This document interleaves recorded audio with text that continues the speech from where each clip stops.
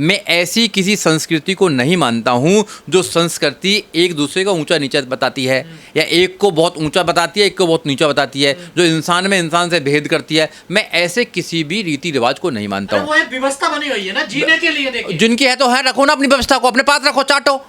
हमें क्यों बात कर रहे हो? चाटो ना तुम व्यवस्था को, जो करना है। समाज में नहीं रहते। अरे भैया करो, हम समाज में रहते हैं, देश में रहते हैं, देश हमसे है, समाज हमसे है। अगर लोग ही वहां पर घुट रहे हैं, लोग ही मर रहे हैं, लोग सांस नहीं ले पा रहे हैं, लोग जी नहीं पा रहे हैं, अपने अकॉर्डिंग नहीं जी पाते हैं, यहाँ पर कानून है, ये कानून का देश है, रूल ऑफ लॉ है यहाँ पर। मैं ऐसी किसी संस्कृति को नहीं मानता जो इंसान में इंसान से नफरत कराती है। नहीं, खतरा कहते हैं, आप बताओ ना, हिंदू खतरे में है तो खतरे में ही है भाई, ये तो खतरे में रहेगा।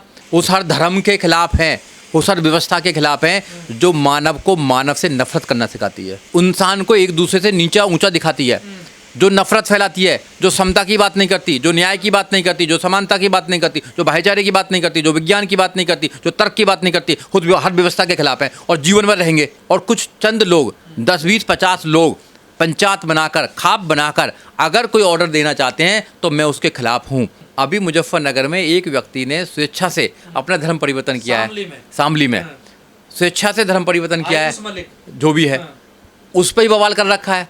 अरे इस देश में मैं क्या पहनूंगा, क्या खाऊंगा, कहाँ मेरा विश्वास है, कैसा रहना है, मेरे को आज़ादी है ना 18 साल से ऊपर। जब मुझे 18 साल से ऊपर वोट डालने का अधिकार है, अपना प्रधानमंत्री चुनने का अधिकार है, अपना सांसद चुनने का अधिकार है, अपना जीवन साथी चुनने का अधिकार है, तो मुझे धर्म का भी अधिकार होना चाहिए, जो कॉन्स्टिट्यूशन कहता है। मगर नहीं, गुमराह करके किया जा रहा है। मगर नहीं, अरे जो आदमी कह रहा है कि मुझे गुमराह नहीं करा, और किससे सबूत लोगे आप? गुमराह किससे? भाई मेरे के साथ में कुछ हुआ और मैं कह रहा हूँ कि मेरे साथ तो कुछ हुआ ही नहीं है, फिर मैं कोई नाबालिग थोड़ी हूँ ना। तो ऐसे ही अगर कोई व्यक्ति फ्री में एजुकेशन दे रहा है, देने दो उसको। नहीं, जो शामली वाली घटना हुई है तभी तो लोग कह रहे हैं कि हिंदू खतरे में है। देखिए इसी तरह होगा हिंदुओं के साथ। भैया देखो, ऐसा है, हिंदुओं को मुस्लिम बनाया जा रहा है। हिंदू तो हमेशा खतरे में रहता है।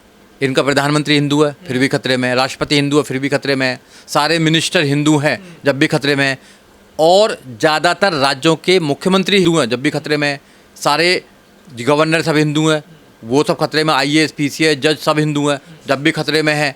उसके बाद में गाय माता जब भी खतरे में, गंगा माता जब भी खतरे में, सूरज बापता जब भी खतरे में, भैया 33 करोड़ देवी देवता खतरे में, बड़े बड़े जय श्री राम जब भी खतरे में। कब तक भैया खतरा कैसे निकलेगा इनका, ये बताओ, खतरा कैसे निकलेगा? कह रहे इसका ब्रेन वॉश किया गया है। नहीं, खतरा कैसे, आप बताओ ना। हिंदू खतरे में है तो खतरे में ही है भाई, ये तो खतरे में रहेगा। जो आदमी के माइंड में खतरा बैठा हुआ है, हिंदू खतरे में नहीं है, ना मुसलमान खतरे में है। कुछ राजनेताओं की जो सीट है वो खतरे में है, उनकी राजनीति खतरे में है। अगर हिंदू मुसलमान नहीं करेंगे तो उनको कौन पूछ रहा है? कोई नहीं पूछ रहा उनको।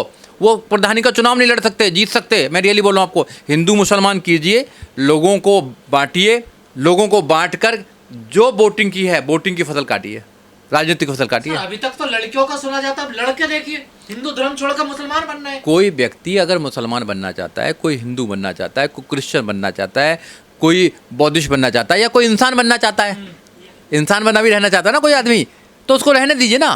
तुम कौन होते हो भाई? कोई क्या धर्म परिवर्तन करना अपराध है इंडिया में? नहीं है, कर सकता है, संविधान कहता है कि धर्म परिवर्तन। गुमराह करके नहीं ना। हाँ, गुमराह नहीं करता। गुमराह का कौन सिद्ध करेगा? वही व्यक्ति करेगा ना, उसको पूछा जाएगा कि तुमको प्रॉपर्टी के लिए आयुष मलिक को देके गुमराह किया गया, ब्रेन कौन प्रूव करेगा इस बात को? हाँ। इस बात को कौन प्रूव करेगा?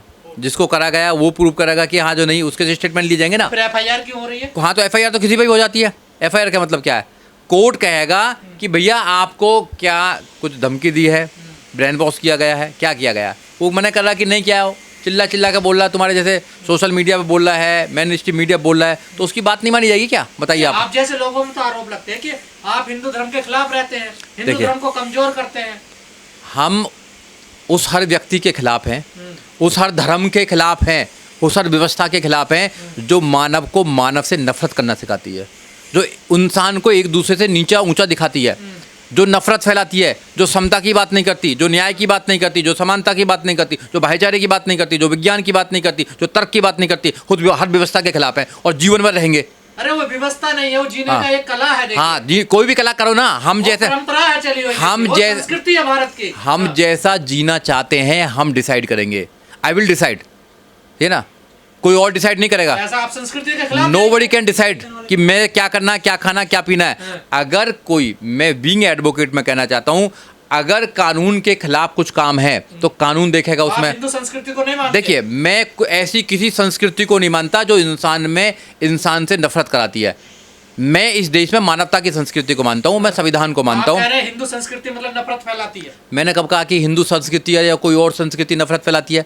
मैं ऐसी किसी संस्कृति को नहीं मानता हूँ जो संस्कृति एक दूसरे का ऊंचा नीचा बताती है, या एक को बहुत ऊंचा बताती है, एक को बहुत नीचा बताती है, जो इंसान में इंसान से भेद करती है। मैं ऐसे किसी भी रीति रिवाज को नहीं मानता हूँ। वो एक व्यवस्था बनी हुई है ना जीने के लिए। देखिए जिनकी है तो है, रखो ना अपनी व्यवस्था को, अपने पास रखो, चाटो।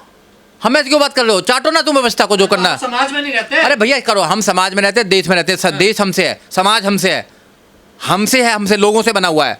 अगर लोग ही वहां पर घुट रहे हैं, लोग ही मर रहे हैं, लोग सांस नहीं ले पा रहे हैं, लोग जी नहीं पा रहे हैं, अपने अकॉर्डिंग नहीं जी पाते हैं, तो वे ऐसी व्यवस्था को तो कर सामाजिक रीति रिवाज का विरोध कर रहे हैं।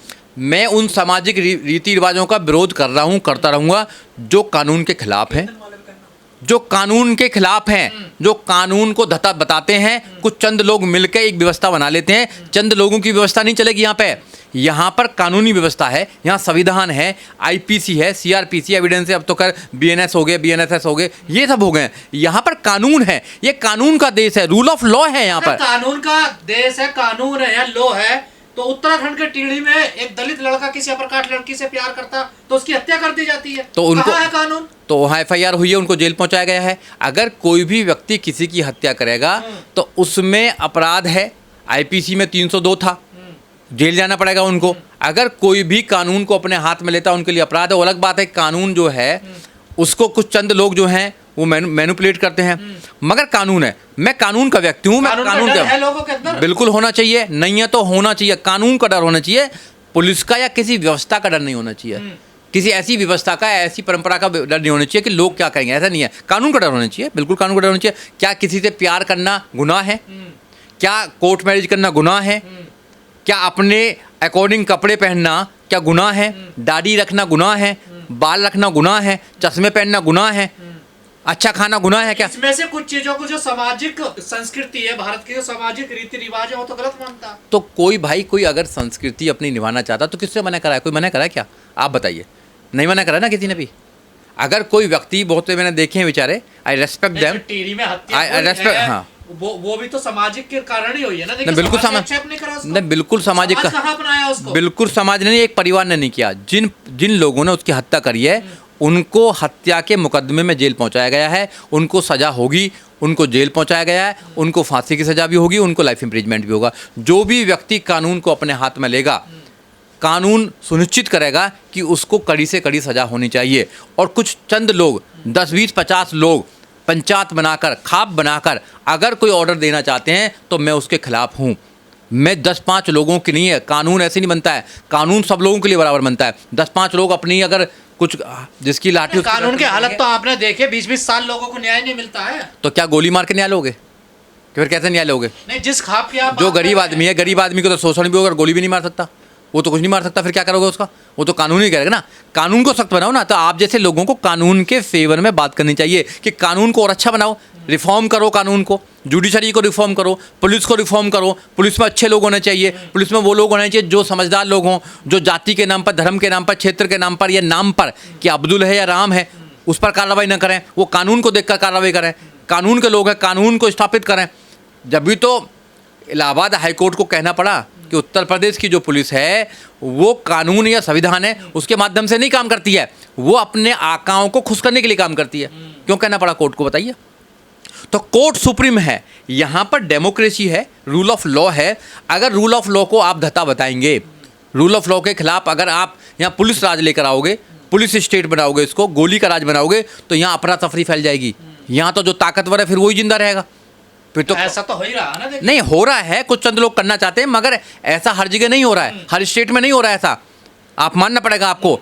यहाँ भी लोगों को आज़ादी है। अगर आज़ादी से रहना है आपको, पूरी दुनिया के साथ मिलकर चलना है आपको, तो आपको कानून के माध्यम से चलना पड़ेगा। फंडामेंटल राइट्स को मानना पड़ेगा आपको। जो फंडामेंटल राइट्स जो संविधान में आपको सुरक्षित है उनको आपको मानना पड़ेगा। सबके लिए बराबरी है, समानता है, कानून है। तो आज भी दलित अपनी घोड़ी पे बारात नहीं चढ़ा सकते। अगर कहीं चढ़ाते हैं तो पुलिस के साये में चढ़ानी पड़ती है। हाँ, ये नहीं रख सकते, अच्छे कपड़े नहीं पहन सकते, है ना।